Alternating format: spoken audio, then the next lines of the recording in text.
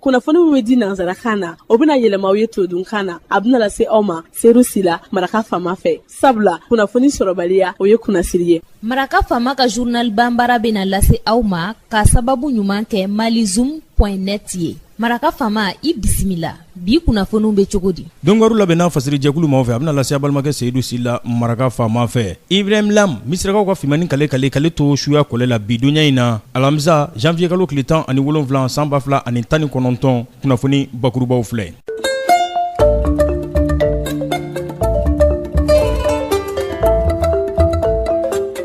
Police nationale o ka bondakun kan kalanden commissaire ma 96 n'olu bɛ 15e promotion kɔnɔ ani officier ma 41 n'olu bɛ 20e promotion kɔnɔ san 2018 ka taa kuncɛ san 2019 na olu ka kalan kuncɛw o nisɔndiyaw o kɛnɛ sigira bi école nationale de police ale kɛnɛ fuga sanfɛ a kɛra ministre de la sécurité ale ɲɛkɔrɔ général Salif Tarawele inspecteur général Musa Ag Infayi polisi ɲɛma ani directeur régional de la police contrôleur général Chakambura Sidibé ani ministre caman olu tun bɛ kɛnɛ kan.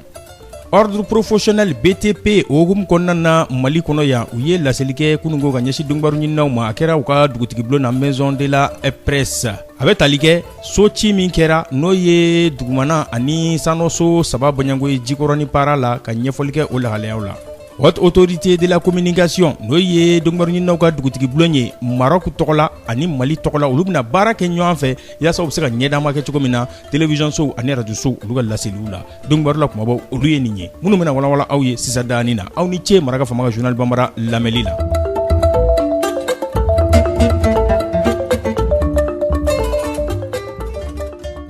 An bɔra k'o de fɔ sisan dani na nisɔndiya kɛnɛ sigira bi école nationale de police o kɛnɛ fuga sanfɛ a bɛ maaw ka bɔli fɔ kalankuncɛ la n'o ye élève commissaire o maa 96 officier maa 41 n'olu bɔra promotion 15e ani 20e o kɔnɔna na san 2018 ka taa kuncɛ san 2019 a nisɔndiya kɛnɛ in kan ministre de la sécurité général Salif Tarawele ale tun bɛ a n'a nɔnama ministre caman inspecteur général Musa Ag Infayi directeur général polisi tɔgɔla ale tun bɛ directeur régional de la police du district de Bamako contrôleur général Chakambura Sidibé ale tun bɛ nin kɛnɛ in kan u y'a jira k'a fɔ 15e promotion n'olu ye maa 96 ye élève commissaire k'olu ka promotion tɔgɔ bɛ da mɔgɔ min na o ye Sumelu Bube Mayiga ye officier maa 41 min b'a la n'olu ye 20e promotion ye olu ka promotion tɔgɔ bɛ da mɔgɔ min na o ye alama hinɛna inspecteur divisionnaire Umar B Mayiga la o de kosɔn kɛnɛ in kan directeur national de l'école nationale de la police ale ko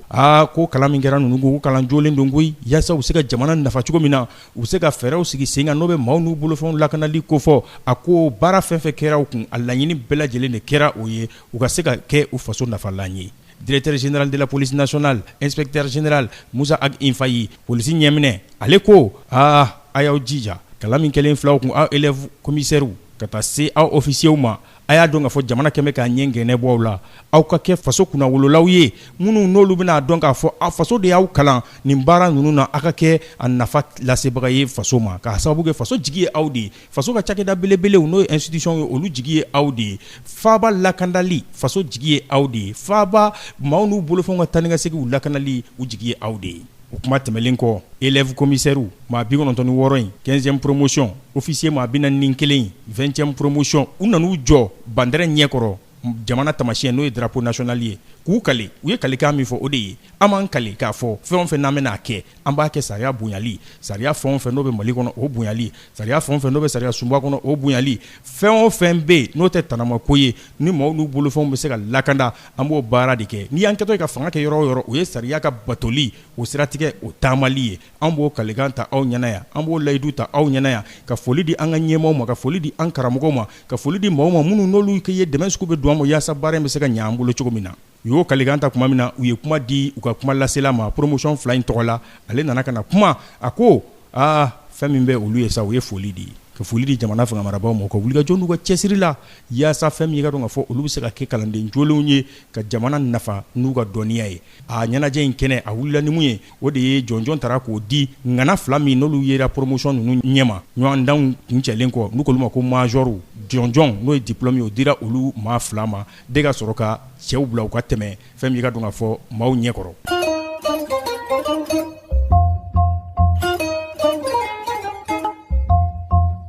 ordre professionnel BTP Mali kɔnɔ u ye laseli kɛ ka ɲɛsi dɔnnibaaw ɲininaw ma kunungo a kɛra u ka dugutigi bulon na maison de la presse ka ɲɛfɔli kɛ so ci min ni a bɛ da la n'o ye dugumana ani sanso 3 bɔɲango ye n'u ko R+3 n'o kɛra jikɔrɔ ni para la ministre ka latigɛ kɔnɔna na n'o ye ministre de l'habitat et de l'urbanisme ye ni a so in yɛrɛ n'a jirala k'a fɔ ko a tun bɛna bi a yɛrɛ ma. Ordre professionnel du BTP maaw olu de ko u bɛ jamanadenw la faamuya k'u ladɔnniya k'a fɔ so jɔcogo jugu sariya bonyabaliya o kɔnɔna na k'o de bɛna nin n'a ɲɔgɔnnaw ye ko yaasa dan bɛ se ka sigi o la cogo min na ni maaw bɛ so jɔ u k'u jija sariya minnu fɔra u k'olu sira taama.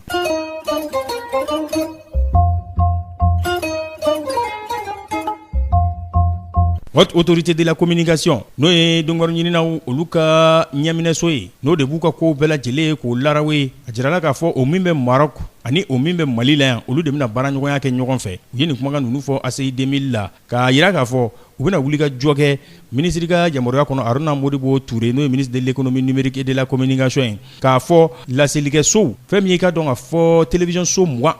ani radio so 36 faba kɔnɔ yan Bamako u bɛna ɲɛdama kɛ olu ka kow de la ka cakɛbara bɔlɔlɔ sira dɔw sigi n'o ye ordinateur fɛɛrɛ dɔw ye aw mana fɛn o fɛn kɛ tile kurukara kuru kɔnɔna na dɔgɔkun kurukara kuru kɔnɔna na o bɛɛ lajɛlen de bɛ taa gafo ɲɔgɔn kan n m'a fɔ o t'a la dɛ i m'a fɛn o fɛn fɔ a bɛɛ bɛ taa mara ye yaasa fɛn min ka dɔn ka fɔ taabolo ɲuman bɛ se ka ye cogo min na o laselikɛ so télévision 24 ani radio so 36 olu ka taa siraw la cogo min na a mana fɛn o fɛn fɔ tile kurukara dɔgɔkun kurukara a bɛɛ lajɛlen bɛ mara ye k'a kɛ i ka dɔn ka fɔ bolokɔrɔ fɛn ye yaasa maaw bɛ se k'u kumacogo n'u ka fɔcogo u bɛ se k'olu dɔn cogo min na.